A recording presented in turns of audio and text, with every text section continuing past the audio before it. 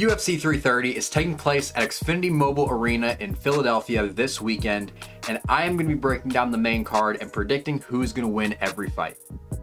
Now, looking at this card, this is one of, if not the worst numbered card in recent memory. I mean, it's got a sick main event.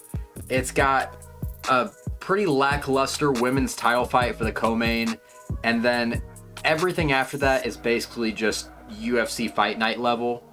So my original plan was to go over the prelims and the main card, but due to the state of this card and lack of time on my end, we're only going to be going over the main card. But if you want to see me go over the prelims and the main card in future videos, let me know, because I will be doing a video like this for every numbered event moving forward, as well as UFC Fight Nights that are really interesting or have big fights that mean something to their divisions. But for right now, we're only going to be going over the main card, and we are going to be starting with UFC Super Unk Edson Barboza, who will be fighting in the main card opener against Esteban Ribovics. Now, if you go back like 10 years, Edson Barboza was a really solid UFC fighter. I mean, he's fought everyone in the lightweight division, but he's currently 40 years old and hasn't won a fight in the UFC in almost 3 years. And he's currently on a 3-fight losing streak. He got beat by Lerone Murphy and Drakkar Klose by decision, and then in his last fight he got knocked out in the first round by Jalin Turner. Meanwhile, he's fighting Esteban Ribovics, who's 4-3 in the UFC and only has one finish, but he's extremely scrappy. He's in the prime of his career, and honestly, I think that's gonna be enough in this fight. So I'm gonna take Esteban Ribovics by TKO in the third round. Next, we are moving on to the middleweight division, where Mansur Abdul-Malik is going to be fighting against Dustin Stoltzfus. And if I'm being completely honest, I have no clue why this fight is on the main card. And I also have no clue why they matched up Dustin Stoltzfus with Mansur Abdul-Malik. Because in my opinion, there is a pretty significant skill gap there.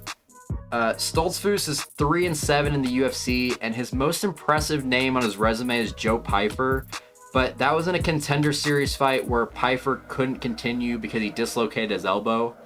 And meanwhile, Mansur Abdul-Malik is 9-1 and 3-1 in the UFC, where his only loss is to a pretty high-level kickboxer in Yusri Belgori. And he also had a really close fight with Cody Brundage that ended in a draw because of an illegal headbutt. So all that being said, I'm going to be taking Mansur Abdul-Malik in this fight via first round KO. Next, we are moving back to the lightweight division, where the feature fight is between Jalin Turner and Kaue Fernandes. Now, Jalin Turner has had such an interesting UFC career, where he's this 6'3" lightweight. He's fought a few times at welterweight, where I personally think he probably should have stayed. And he's always been able to beat the lower level guys. And over the past few years, he's even had some really close fights against, guys like Mateus Gamrot and Dan Hooker. But he's kind of felt like his head hasn't really been in it recently. He had that fight with Moicano at UFC 300 where he knocked him down, and instead of finishing the fight, he just started celebrating like it was already over just to get beaten in the very next round. Then he says he's going to retire at just 29 years old after getting submitted by Ignacio Bahamondes, only to come back a couple months later to fight Edson Barboza. I mean, there's just a weird feeling for me around Jalin Turner. But he's fighting Kaue Fernandes, who's on a 3-fight win streak, but none of those are really big names in the UFC. I mean, he lost his UFC debut against Mark DeCasey. And then he went on and beat, Muhammad Yahya, Garam Kutaladze, and Harry Hardwick, who's a featherweight that was fighting up a weight class. As much as I don't want to pick Jalin Turner, he's a really solid striker, and he has a huge size advantage. And I think the 6-inch height advantage and the 4-inch reach advantage is going to play a big factor.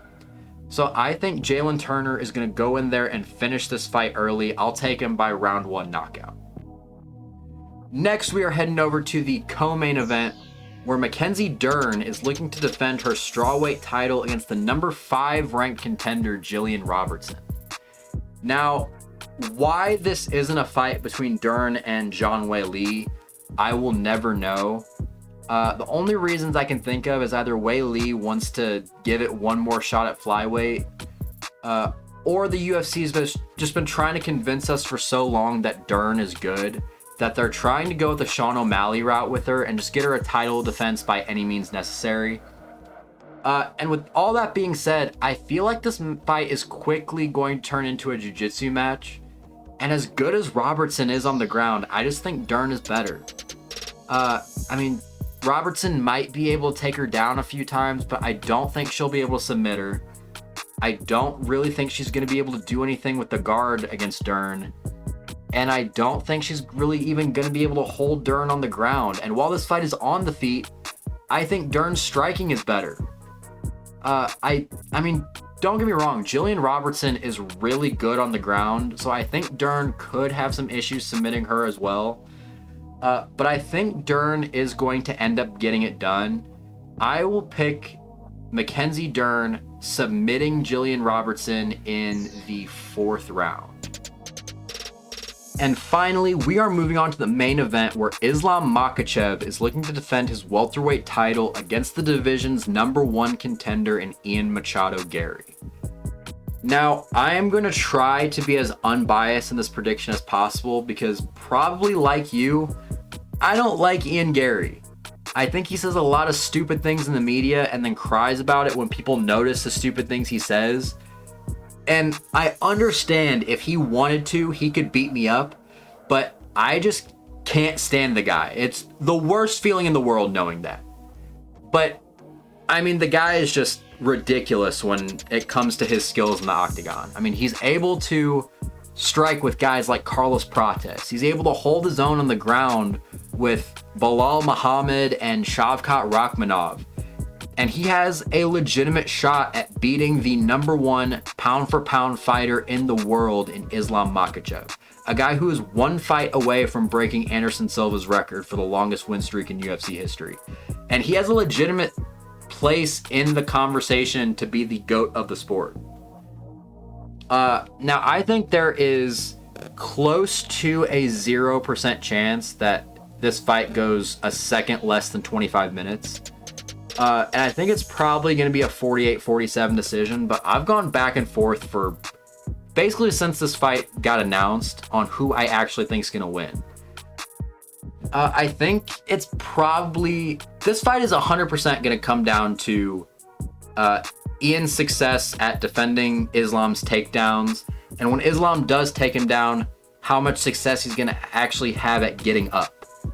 I mean, Islam's been able to submit guys like Charles Oliveira and Renato Moicano, but he's giving up a lot of size to Ian in this fight. And I think Ian's 6'3" frame is going to make it a lot harder for Islam to get to his legs. And it's probably going to give him a good amount of success in the striking game too.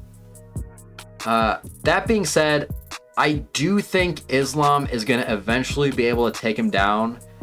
And while I think Ian is going to have a lot more success grappling defensively than JDM did, Islam's also just so strong, it's going to be just as hard for Ian to get up as it was for JDM.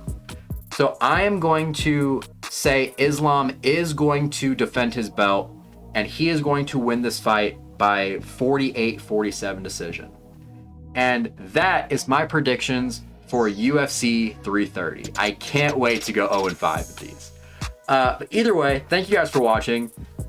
Please be sure to like, subscribe, comment, and let me know what UFC content or sports content in general you want to see from me, because I do follow a bunch of different sports and I am trying to make content for a bunch of different sports. Also, be sure to go check out the We Were Athletes Once podcast, which is a podcast with me and my friends. We're all former athletes, and we try to talk about everything that is going on in the sports world. Once again, thank you guys so much for watching, and I will see you guys in the next video.